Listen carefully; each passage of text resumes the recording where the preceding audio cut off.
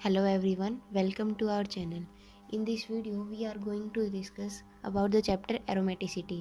इस चैप्टर में हम 4 से 5 तरह के जो कंपाउंड हैं उनको डिस्कस करेंगे, जैसे कि aromatic compound, anti aromatic compound, non aromatic compound, quasi aromatic compound and homo aromatic compound.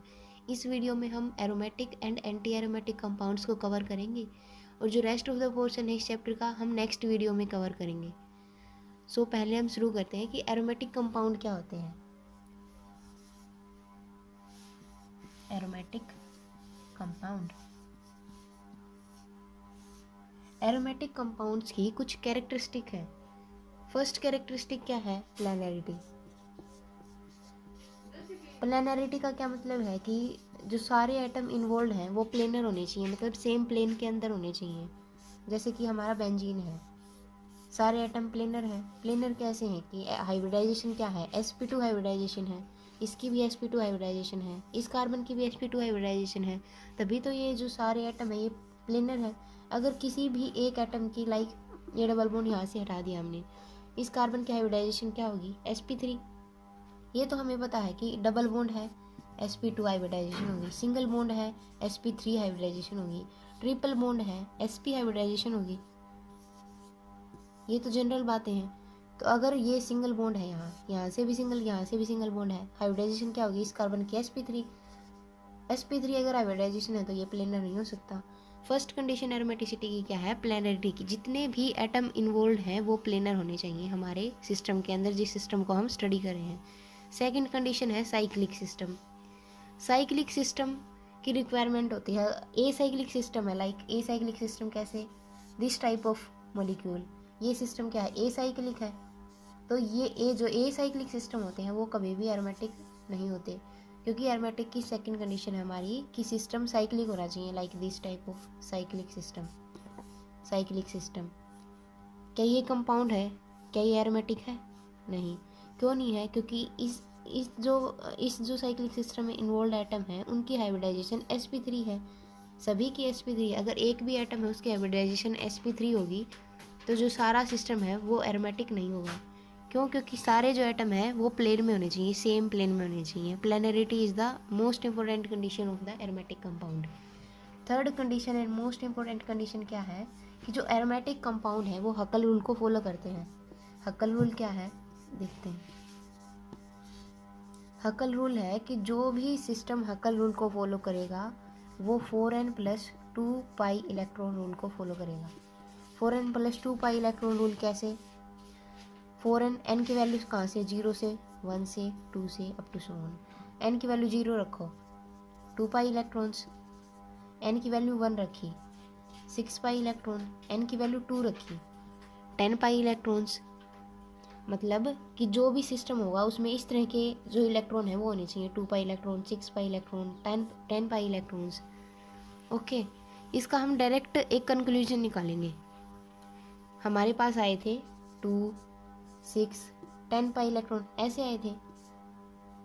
अब हमें पता है कि जो 1 बॉन्ड है वो 2 इलेक्ट्रॉन से मिलकर बना है, तो 2 बॉन्ड किससे मिलकर बनेंगे? 4 इलेक्ट्रॉन से मिलकर बनेंगे।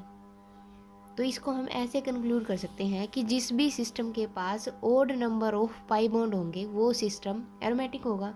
क्योंकि अगर odd number of pi bond होंगे, लेट्स सपोज 3 पाई बॉन्ड है, 3 इज अ ओड नंबर, तो 3 पाई बॉन्ड है तो एक पाई बॉन्ड में 2 इलेक्ट्रॉन, 3 पाई बॉन्ड में 6 इलेक्ट्रॉन्स, तो 6 तो हमारा एरोमेटिक कंपाउंड की कंडीशन में है। हम सिंपली ये देखेंगे कि जिस भी कंपाउंड के पास odd number of double bond है वो होगा एरोमेटिक, अदरवाइज वो होगा नॉन एरोमेटिक या फिर एंटी एरोमेटिक। वो हम बाद में डिस्कस करेंगे, जो डिफरेंट कंपाउंड आएंगे उनके अंदर। हमारी जो फोर्थ कंडीशन है वो क्या है कि जो भी सिस्टम हम स्टडी कर रहे हैं उसमें कंप्लीट कॉन्जुगेशन होनी चाहिए। लाइक हमने ये ले लिया, इस सिस्टम को हम देख रहे हैं, ये है। अब यहाँ इन 2 पाई बॉन्ड्स के बीच में तो कॉन्जुगेशन है, लेकिन ये पाई बॉन्ड है, ये कॉन्जुगेशन में इन्वॉल्व नहीं है, तो इस सिस्टम को हम एरोमेटिक नहीं कह सकते, क्योंकि इसमें कंप्लीट कॉन्जुगेशन होनी चाहिए। जैसे हमारा जैसे ये सिस्टम है हमारा, जैसे ये सिस्टम है, तो इस सिस्टम में क्या है? यहाँ से यहाँ, यहाँ से यहाँ, यहाँ से यहाँ, ये भी आपस में कॉन्जुगेशन में है, कंप्लीट कॉन्जुगेशन है। और जो सारे एटम है वो भी प्लेन में है, तो ये जो मॉलिक्यूल हमारी सारी एरोमेटिक कंपाउंड्स की कंडीशन को सेटिस्फाई कर रहा है, तो इसको हम बोल देंगे एरोमेटिक। एरोमेटिक कंपाउंड्स के कुछ एग्जाम्पल देखेंगे अब। फर्स्ट एग्जाम्पल है हमारे पास ये। खुद से सोच के देखो, क्या ये कंपाउंड एरोमेटिक है या फिर नहीं है। क्या बताया था कि जिस भी मॉलिक्यूल के पास odd number of pi bond होंगे वो एरोमेटिक होगा। अब सारे जो एटम है, सबसे पहली कंडीशन देखेंगे कि सारे एटम प्लेन में है क्या। हाँ, सारे एटम प्लेन में है। ये sp2 हाइब्रिडाइजेशन है, ये भी sp2 हाइब्रिडाइजेशन है, और ये भी sp2 है। अब कई सोचेंगे कि ये sp2 कैसे है, क्योंकि कार्बन के ऊपर पॉजिटिव चार्ज है, मीन्स कार्बोकैटायन, और हमें पता है कि जो कार्बोकैटायन है वो sp2 हाइब्रिडाइजेशन में होता है। ओके, सो सारे जो एटम है वो प्लेन में है, और यहाँ से यहाँ कॉन्जुगेशन तो है ना, डिलोकलाइजेशन ऑफ पाई इलेक्ट्रॉन तो है ही यहाँ पे भी। इस डबल बॉन्ड को ऐसे मूव करा देंगे, यहाँ पे आया नेगेटिव, यहाँ पॉजिटिव, नेगेटिव पॉजिटिव ने बॉन्ड बना लिया, और यहाँ पे आ गया positive charge. Delocalisation of pi electron भी है, सारे जो एटम है वो भी प्लेन में है, कंप्लीट कॉन्जुगेशन भी है, और odd number of pi bond है। तो ये जो हमारा कंपाउंड है वो क्या है, एरोमेटिक कंपाउंड है। एक और एग्जांपल देखेंगे इसका, लाइक ये है 5 मेंबर रिंग, और ये इसको हम बोलते हैं साइक्लोपेंटाडाइन अनाइन। क्या ये एरोमेटिक है? हाँ जरूर है, क्योंकि ये दो है। अब कई सोचेंगे कि इसमें तो 2 पाई बॉन्ड है, तो ये एंटी एरोमेटिक होना चाहिए। नहीं, क्यों? क्योंकि ये जो नेगेटिव चार्ज है वो भी तो कॉन्जुगेशन में इन्वॉल्व है, यहाँ से यहाँ, यहाँ से यहाँ, यहाँ से यहाँ। सो जो हमारा नेगेटिव चार्ज है इसमें वो भी कॉन्जुगेशन में इन्वॉल्व है। वैसे तो जो हमारा कार्बन आयन है, अगर ये है सिंपली, तो ये sp3 हाइब्रिडाइजेशन होती है इसकी। लेकिन अगर ये जो नेगेटिव चार्ज है ये कहीं पे कॉन्जुगेशन में इन्वॉल्व है, तो हम इसको sp2 हाइब्रिडाइजेशन में काउंट करेंगे, क्योंकि जो इसका नेगेटिव चार्ज है वो इसकी एक जो पोजीशन है उस पर स्टेबल ही नहीं है, ये मूव कर रहा है, डिलोकलाइज कर रहा है पूरे सिस्टम के अंदर, तो इसकी हाइब्रिडाइजेशन sp2 होगी, तो ये भी एरोमेटिक होगा। नेक्स्ट हम डिस्कस करेंगे anti aromatic compounds. Anti aromatic compound है वो जस्ट इसके अपोजिट है। कुछ कंडीशन सेम है, कुछ बिल्कुल अपोजिट है। जैसे फर्स्ट कंडीशन है साइक्लिक, हाँ जो एरोमेटिक है वो भी साइक्लिक होने चाहिए, और जो एंटी एरोमेटिक है वो भी साइक्लिक होने चाहिए। ओके, सेकंड कंडीशन क्या है, प्लेनरिटी की। हाँ, ये भी प्लेनर होने चाहिए, जो एरोमेटिक है वो भी प्लेनर थे हमारे। सो सेकंड कंडीशन क्या है, प्लेनरिटी। ये जो कंडीशन है ये तो सेम है एरोमेटिक की भी और एंटी एरोमेटिक की, लेकिन जो हमारे एरोमेटिक कंपाउंड हैं वो हैकल रूल को फॉलो करते हैं, और जो एंटी एरोमेटिक है वो हैकल रूल को फॉलो नहीं करते। यही हमारी सबसे मोस्ट इम्पोर्टेंट कंडीशन है, इसी से हम डिफ्रेंशिएट कर सकेंगे जो एरोमेटिक कंपाउंड है और जो एंटी एरोमेटिक कंपाउंड है उनको।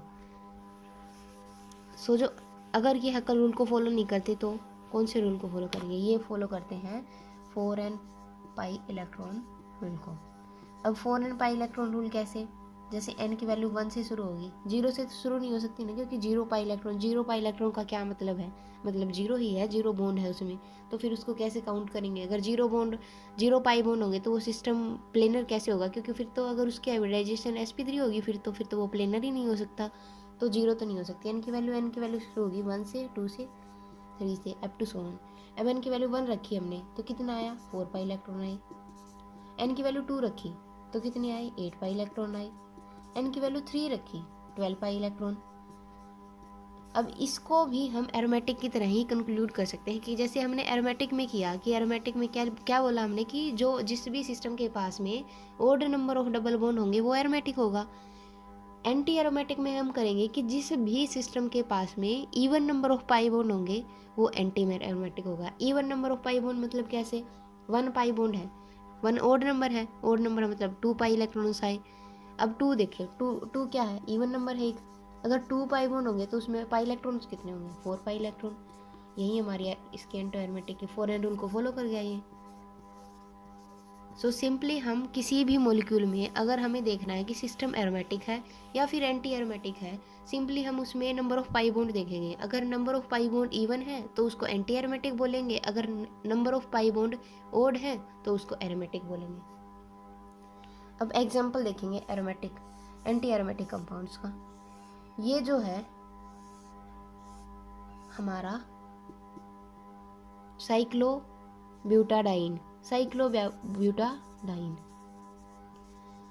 ये कंपाउंड इतना ज़्यादा अनस्टेबल है क्योंकि जो एंटी एरोमेटिक कंपाउंड है वो बहुत ज़्यादा अनस्टेबल होते हैं और एरोमेटिक हैं वो बहुत ज़्यादा स्टेबल होते हैं। एंटी एरोमेटिक कंपाउंड ये इतना ज़्यादा स्टेबल क्योंकि ये रूम टेम्परेचर पे तो ये इस फॉर्म में एग्जिस्ट ही नहीं करता। ये अगर इसके पास कोई और मॉलिक्यूल है, जैसे ये है C≡OH, तो ये सिंपली इसके साथ रिएक्ट कर लेगा। ये इस फॉर्म में एग्जिस्ट ही नहीं करता क्योंकि ये स्टेबल ही नहीं है। अगर स्टेबल ही नहीं है तो उसकी रिएक्टिविटी बहुत ज़्यादा होगी, तो इसको कुछ भी मिलेगा ना जो जिसके साथ ये रिएक्ट कर सकता है तो ये करेगा पक्का। जैसे यहाँ है ये कर लेगा। अगर कुछ ना भी हो, लेट्स सपोज इसके पास कोई भी नहीं है कि जिसके साथ ये रिएक्ट करके किसी दूसरी फॉर्म में कन्वर्ट हो सके, तो ये क्या करेगा, ये खुद तो है ना, ये तो है नहीं कि इसका एक मॉलिक्यूल है। अगर एक मोल भी हुआ, एक मोल में क्या होता है हमारे 6.022 × 10⁻23 मॉलिक्यूल्स हैं। ये केवल एक मॉलिक्यूल थोड़ी ना है, तो इसका कोई दूसरा मॉलिक्यूल होगा तो ये डाइमेराइज्ड हो जाएगा उसी समय, क्योंकि ये इतना ज़्यादा अनस्टेबल है, ये इस फॉर्म में एग्जिस्ट कर ही नहीं सकता। अगर कोई और एजेंट नहीं है इसके पास जिसके साथ ये रिएक्ट कर सके तो ये खुद डाइमेराइज्ड होके ये प्रोडक्ट देगा हमें। यहाँ से ये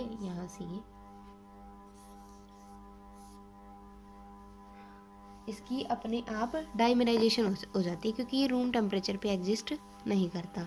तो ये थे हमारे एंटी एरोमेटिक कंपाउंड। नेक्स्ट जो वीडियो आएगी उसमें हम डिस्कस करेंगे कि जो क्वासी एरोमेटिक कंपाउंड है, होमो एरोमेटिक कंपाउंड है, इनकी स्टेबिलिटी को डिस्कस करेंगे। जैसे हमारे एरोमेटिक कंपाउंड है वो सबसे ज़्यादा स्टेबल है, एंटी एरोमेटिक कंपाउंड है वो सबसे कम स्टेबल हैं, लीस्ट स्टेबल हैं और मोस्ट रिएक्टिव है एंटी एरोमेटिक कंपाउंड। सो जो रेस्ट ऑफ द पोर्शन इस चैप्टर का हम वो नेक्स्ट वीडियो में कवर करेंगे। Happy learning.